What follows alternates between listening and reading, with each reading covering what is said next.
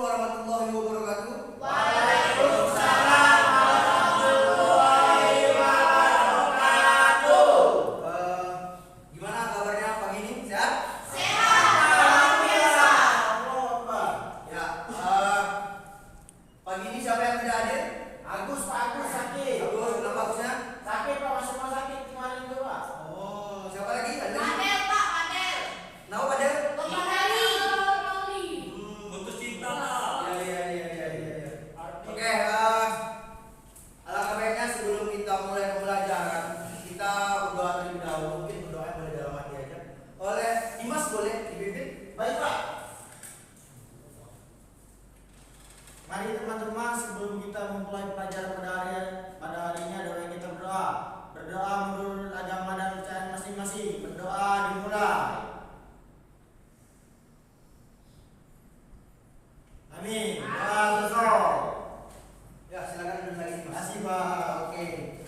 Tadi rencananya saya mau buat ice breaking, cuman karena pakaian kita seperti ini kurang bagus. Nanti berkeringat dan basah jadinya. Tidak ada berganti. Jadi untuk pembelajaran pagi ini kita masuk atletik. Oke. Saya harapkan pada pembelajaran ini kalian jadi mengetahui dan memahami tentang apa itu atletik. Kemudian juga saya harapkan kalian juga memahami tentang apa itu lari cepat. Oke, kita masuk ke inti. Di sini siapa yang tahu tentang apa itu atletik? Apa ya atletik ya? Ya, Dimas boleh Dimas. Atletik adalah salah satu cabang olahraga perorangan yang terdiri atas nomor lari, lompat, lempar atau tolak, istilah lompat atau tolak Pak. Ya, atletik itu merupakan salah satu cabang olahraga yang mana nomor-nomornya itu terdiri dari lari, lompat, lempar dan jalan. Atletik ini juga sering disebut dengan mother of sport. Ada yang tahu apa itu mother of sport? Ibu olahraga. Ya, ibu dari seluruh cabang olahraga. Itu kenapa? Karena yang tadi ada di gerakan-gerakan pada atletik itu ada lari, lempar, lompat, dan jalan. Itu pasti terjadi atau pasti ada gerakan di semua cabang olahraga. Misal ada basket, itu menggunakan bisa jalan, bisa lari, dan bisa lompat juga. Ada juga voli, itu bisa lompat, bisa berlari juga bisa. Ada karena untuk mengejar bola. Oke, sebelum kita masuk ke lari cepat, pada nomor lari itu ada berapa nomor aja sih yang diperlombakan? Ada yang tahu? Ayo, Bang Adi tahu Adi?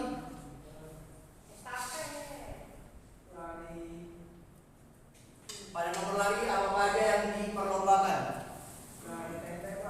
Ya, apalagi? Lari menengah, terus lari? Satu lagi?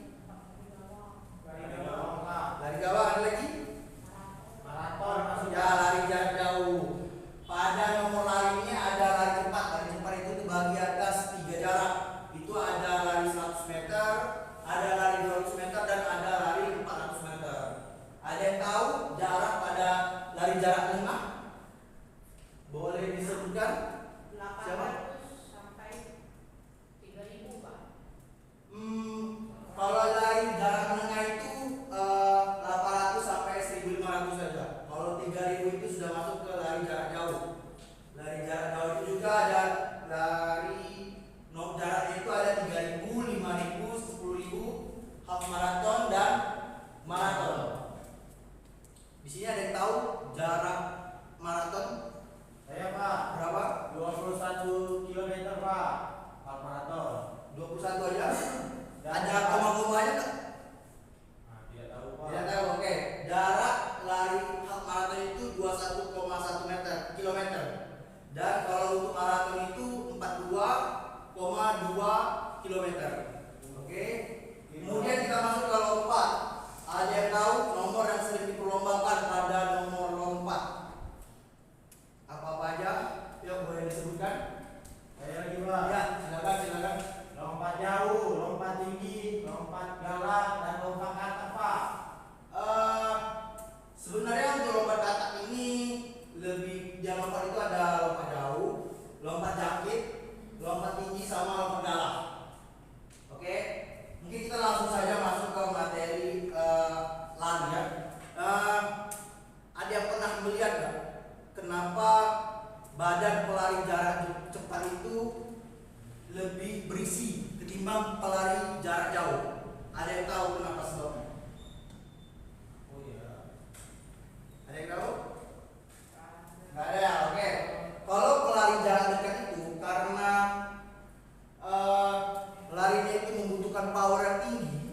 Jadi mereka itu dilatih untuk menguatkan otot power mereka, terutama di bagian kaki. Itulah sebabnya badan mereka itu pada berisi-berisi semua. Dan kenapa pelari jarak jauh itu kebanyakan badannya itu kurus? Karena lari jarak jauh ini membutuhkan daya tahan tubuh yang kuat dan membutuhkan tenaga. Oleh karena itu secara langsung badannya itu merespon untuk membutuhkan tenaga yang banyak. Maka di dalam tubuhnya itu harus memproses energi. Maka itu lemaknya itu terkikis habis oleh tubuhnya karena untuk membutuhkan tenaga tadi. Ya itulah kenapa badan pelari jarak dekat itu atau jarak cepat itu badannya berisi-berisi dan berotot-otot. Sedangkan pelari jarak jauh itu badannya kurus-kurus. Karena itu dari nomornya itu sendiri sudah dapat membedakan mereka. Nah, saya juga mau nanya juga, ada yang tahu kenapa sepatu pelari jarak cepat itu berbeda sama pelari jarak jauh atau jarak jauh? Karena ada tumpuannya Pak. Ya kenapa itu pelari jarak mana itu? Jarak pendek Pak. Ya itu sepatunya seperti apa? Seperti ada kayak sepatu bola ada pul di depannya Pak. Depannya ya. Kalau sepatu lari jarak jauh? Sepatu running biasa Pak. Yang sering dipakai untuk jogging orang maraton. Ya itu kenapa pelari jarak cepat itu atau sprinter itu sepatunya banyak pul di bawahnya?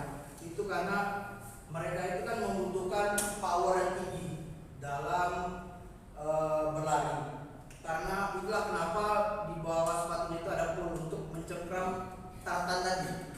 Kalau misalnya sepatunya itu tidak ada pulnya, itu akan berakibat fatal pada kaki mereka. Karena kalau misalnya tergelincir itu akan berakibat fatal. Itulah sebabnya pelari-pelari jarak cepat itu membutuhkan pul di bawah sepatunya karena mereka menggunakan tenaga atau power yang tinggi. Sedangkan pelari jarak jauh itu dia menggunakan sepatu itu menggunakan foam di bawahnya. Itulah banyak lihat kan sepatu lari jarak jauh itu foam di bawahnya itu tebal-tebal. Karena lari jarak jauh ini mereka tuh membutuhkan kenyamanan di kakinya karena mereka berlari sangat jauh itu butuh nyaman. Itulah kenapa dibuat sepatu pelari jarak jauh itu ada foam di bawahnya. Oke, sekarang kita masuk ke materi inti. Kita masuk ke lari cepat, lari 100 meter. Ada yang tahu kenapa? Ada yang tahu teknik dasar pada lari cepat? Dimas, boleh Dimas? Start Pak. Start, apa lagi? Tolakan. Berlari. Ada 3 teknik ya. Ya berlari, boleh.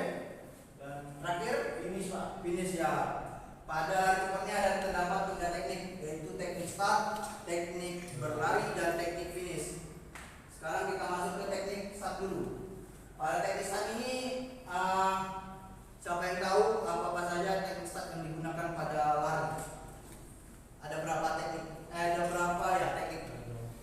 Start jongkok, berdiri, melayang. Ya. Ada start jongkok, start melayang, start berdiri. Siapa yang tahu kapan digunakannya start melayang? Melayang pada saat lari estafet Pak. Ya, pada lari estafet itu menggunakan 2 teknik start. Pada pelari pertamanya itu menggunakan teknik start jongkok, dan pelari kedua, ketiga, dan keempatnya itu menggunakan start melayang. Oke, kita masuk ke start jongkok. Start jongkok ini memiliki aba-aba. Ada 3 aba-aba. Yang pertama itu ada bersedia, siap, dan ya atau tembakan pistol. Selanjutnya itu ada fase berlari. Biasanya pelari-pelari start itu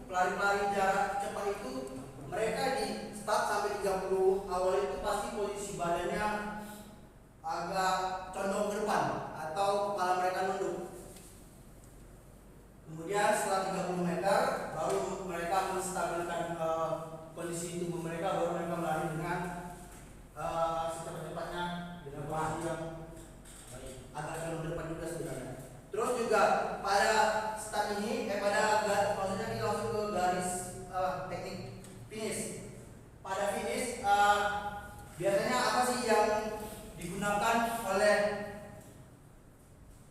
atlet-atlet tersebut untuk mencapai garis finish? Anggota tubuhnya? Dada.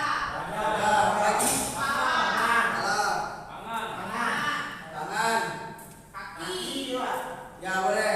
Jadi pada garis finish mereka itu bisa menggunakan kepala, dada, tangan maupun kaki. Yaitu bagaimana cara mereka tersendiri, bagaimana mereka untuk secepat-cepatnya menyentuh garis finish. Oke, mungkin untuk hari ini kita hanya belajar materi saja. Saya harapkan di minggu depan kita sudah mulai praktek.